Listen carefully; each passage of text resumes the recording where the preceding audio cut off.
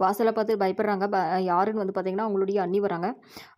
"என்னாச்சு? என்னாங்க?" அப்படின்னு சொல்லிட்டு கேட்குறாங்க. "என்னக்கா ஆச்சு உனக்கு?" அப்படின்னு சொல்லிட்டு இவளும் கேட்குறாங்க. ஸோ அவங்களுடைய உடம்புல வந்து பார்த்தீங்கன்னா, நல்லா வந்து அடிதடியுமா எல்லாமே முகத்துல கீறலாம் அந்த மாரிலாம் நெறைய வந்துட்டுருக்கு. அவ உடனே வந்து உள்ள வந்துர்றா. உள்ள வந்தோனே தம்பி ஒய்ஃப் வந்து என்ன கேட்குறாங்கன்னா, "என்னக்கா ஆச்சு?" அப்படின்னு சொல்லிட்டு கேட்குறாங்க. உடனே தம்பிக்காரன் வராங்க. நான் அவருடைய என்னது மூஞ்சியே வந்து அடிச்சு கிழிக்க போறேன் அப்படின்னு சொல்லிட்டு சொல்லிடுறாங்க. "தம்பி நீ அதெல்லாம் எதுவும் பண்ணக்கூடாது" அப்படின்னு சொல்லிட்டு தன்னுடைய அண்ணிக்காரி வந்து சொல்லிடுறாங்க. அதுக்கப்புறம் உட்காந்துட்டு இருக்காங்க. உட்காந்துட்டு இருக்கும்போது அவங்க அண்ணங்காரர் சொல்றாரு. என்ன சொல்றாருன்னா, "நீங்க சமைக்கிறது நல்லா இருக்குது. எனக்கு வந்து இதே மாரி நல்லா சமைச்சு குடுக்குறீங்களா?" அப்படின்னு சொல்லிட்டு கேட்குறாங்க.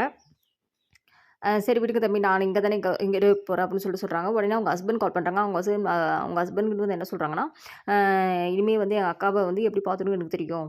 நீங்க வந்து எதுலயுமே நீங்க தலையிடாதீங்க அப்படின்னு சொல்லிடுறாங்க. அன்னைக்கு காலையிலேருந்து பார்த்தீங்கன்னா, கோலம் போடுறதுலேருந்து, சமைக்கிறதுலேருந்து, துணி துவைக்கிறதுலேருந்து எல்லா வேலையுமே அவங்க இழுத்து போட்டு செய்றாங்க. அதாவது ஒரு வேலைக்காரியாவே மாறிர்றாங்க. தன்னுடைய அண்ணன் ஒய்ஃப் வந்து பார்த்தீங்கன்னா எல்லா வேலையுமே செய்ய சொல்லி ரொம்பவே கஷ்டப்படுத்துறாங்க. அவங்களுக்குமே புரியுது. என்ன ஏது என்ன நடக்குது, எது நடக்குதுன்ட்டு. சில டைம்லலாம் வந்து பார்த்தீங்கன்னா, அவங்க தம்பி வந்து "ஏன் டீ குடிக்கிறியா?" அப்படின்னு சொல்லி கேட்குறாங்க. அப்புறமா சிகரெட் குடிக்கிறதெல்லாம் இது நோட் பண்றோம். அது எல்லாமே வந்து பார்த்தீங்கன்னா, அவங்களுக்கு ரொம்ப கஷ்டமா தான் இருக்கு. துணி துவைச்சுட்டு இருக்காங்க ஒரு நாள் "ஏம்மா கையில நீ துவைச்சுட்டு இருக்க?" அப்படின்னு சொல்லிட்டு கேட்கும்போது, எங்க வீட்ல காசெல்லாம் குடுத்து காசெல்லாம் வாங்கி தான் உங்களுக்கு கடன் அடைச்சோன்னே, இவங்களுடைய முகம் வந்து நெறைய மாறிருது. இவங்களுடைய முகம் வந்து டோட்டலாவே மாறிருது. சரி என்னால தானே இவங்க இந்த மாரி பண்றாங்க அப்படின்னு சொல்லிட்டு, ஒரு மாரி ஆயிர்றா. அதுக்கப்புறம் பார்த்தீங்கன்னா, வீட்டுக்கு வெளிய ஒரு அம்மா வந்து கத்துற மாதிரி இருக்கு. "என்னங்க?" அப்படின்னா, "நீங்க வீட்டு வேலைக்கு ஆள் கேட்டிருந்தீங்க இல்லைங்களா? வீடு செய்றதுக்கு ஆள் வேணுமா? நீங்க கேட்ட சம்பளத்துக்கு வந்து இவங்க தான் ஒருத்தர் தான் வருவாங்க." அப்படின்னோனே, இவ ரொம்ப யோசிக்கிறா. யோசிச்சுட்டு, "இல்லக்கா வேணாம். அவன் வேலைக்காரி ஏற்கனவே இருக்காங்க." அப்படின்னு சொல்லிட்டு சொல்லி அனுப்பி விட்டுறாங்க. அதுக்கப்புறம் அவங்க ஹஸ்பண்டுடைய க்ளோஸா இருக்கிறதெல்லாம் இவங்க பார்க்குறாங்க. அவரு மனசுக்குள்ள வந்து என்ன நெனைக்கிறாங்கன்னா, "நம்மளால நம்ம புருஷனோட இப்படி இருக்க முடியலையோ!"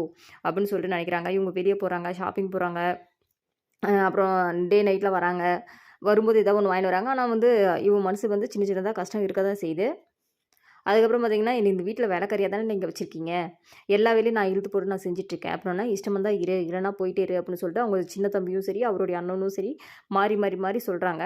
"சரிப்பா, நான் இவ்வளோ தூரம் நான் கஷ்டப்படுறதுக்கு நான் என் புருஷனோட இருந்து நான் கஷ்டப்பட்டுருந்தா கூட, எனக்கு இந்த மாரி ஆயிருக்காது." அப்படின்னு சொல்லிட்டு இவங்க சொல்றாங்க. போயிட்டே இருக்கும்போது அவங்க ஹஸ்பண்டுக்கு ஃபோன் பண்றாங்க, எடுக்கல. அவங்க வீட்டு பக்கத்துல இருக்கிறவங்க கிட்ட ஃபோன் பண்ணி, ஃபோன் பண்ணி ஹலோ சொல்றாங்க. சொன்ன உடனே என்ன பண்ண, "உங்க ஹஸ்பண்ட் வந்து வேற கல்யாணம் பண்ணிக்கிட்டாங்க." அப்படின்னோனே, அவர் வந்து ரொம்ப இடிஞ்சு போயிடுறா. பின்னாடி திரும்பி பார்க்குறா, போலாமா? இந்த பக்கம் இருக்கலாமான்ட்டு. ஸோ ஒரு அம்மா இல்லன்னா, தன்னுடைய பொண்ணுடைய நிலைமை இப்படிதான். அப்படின்றது தான் இதனுடைய